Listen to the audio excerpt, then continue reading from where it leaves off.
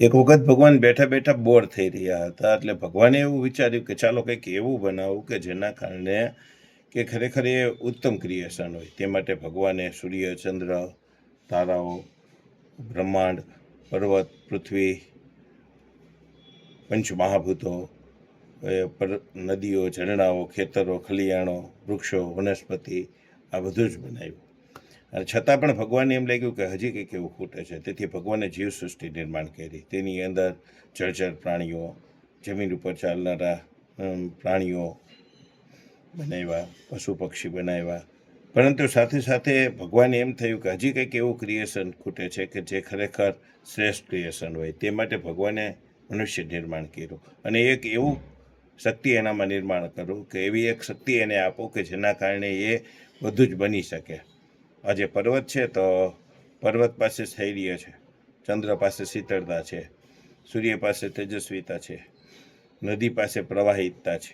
આ બધું જ માણસ પોતાના જીવનની અંદર નિર્માણ કરી શકે છે. એ ગુણો જીવનમાં મેળવી શકે છે. એવી શક્તિ ભગવાને, ઈશ્વરે જે માણસને આપી છે. અને તેથી જ આપણે જોઈ શકીએ છીએ કે આજની ટેકનોલોજી, આજનું ભવ્યથી ભવ્ય જીવન, પહેલાંના સમયના જે રાજાઓને સુખ સુવિધાઓ ન હોય, આજે એટલા સામાન્ય માણસને મળતી રહેલી આ સુવિધાઓ, આ બધી ખરેખર માનવીના બ્રેનની આજે ભેટ છે એમ કહી શકાય. પરંતુ એની પાછળ ખરેખર એ ઈશ્વરીય શક્તિ પણ કામ કરતી રહેલી છે, એ પણ ના ભૂલવું જોઈએ.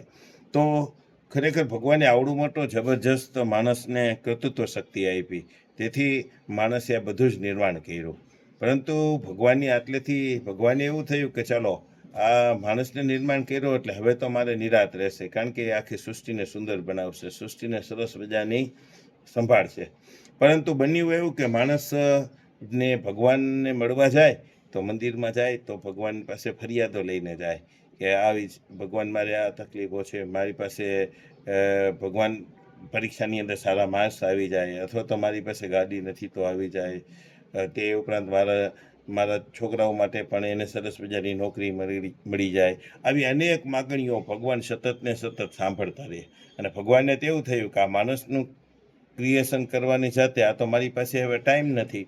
એટલે એ માટે ભગવાનના પત્નીઓ, આજે દેવીઓ પણ ફરિયાદ કરવા માંડી કે અમારી પાસે જો ટાઈમ જ નથી, તમે તો ઉલટાનું માણસ નિર્માણ કરીને તમે સતત ને સતત આજે એમાં ને એમાં ખોવાયેલા રહ્યો છો. અમારી પાસે પણ તમને આવવાનો ટાઈમ નથી. તો કહેવાય ને મજાકમાં તો કે અમે તમારી સાથે એમ કે તલાક લઈશું.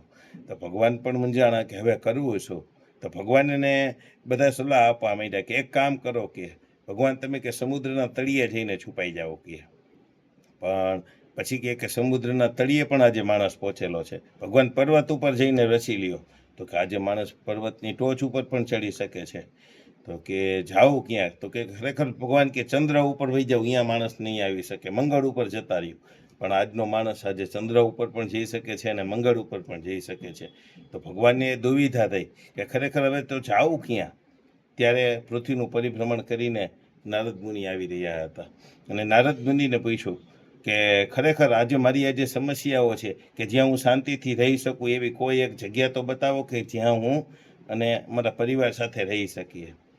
તો કે ભગવાન ખરેખર માણસે એટલી બધી ઉન્નતિ કરી છે કે એવી જગ્યા મળવી પણ મુશ્કેલ છે કે તમે જ્યાં જાઓ અને છુપાઈ જાઓ અને એ ન શોધી શકે ને એવી કોઈ જગ્યા બચી નથી. પણ હા, આજે માણસમાં છે ને એ એક એવી જગ્યા છે કે અહીંયા તમે બેસી જશો ને તો માણસ આજે તમને નહીં શોધી શકે. અને એ એટલે માણસનું હૃદય. અને અહીંયા તમે રહ્યો તો ભગવાને કીધું કે સાચી વાત છે. આજે ભગવાન ગીતાના 15મા અધ્યાયમાં પણ કહે સર્વસ્ય સાહમ હૃદય વિષ્ટુ, એટલે કે ભગવાન માણસના હૃદયમાં છુપાઈ ગયા. અને આજે માણસ ભગવાનની સાથે છે, ભગવાનની સાથે રહેલા છે. અને માણસ આજે મંદિરોમાં, એટલે કે બધી જગ્યાએ ભગવાનને શોધતો રહેલો છે. ત્યાં તો છે જ ભગવાન, પણ સાથે સાથે આપણી અંદર પણ ઈશ્વરીય શક્તિ રહેલી છે. તે આપણે ભૂલી જઈએ છીએ, કારણ કે ભગવાન આપણી અંદર છે. આ વાત માણસ ભૂલી ગયો. અને આવી સરસ મજાની એક નાનકડી રમૂજી વાત હતી. Okay, thank you.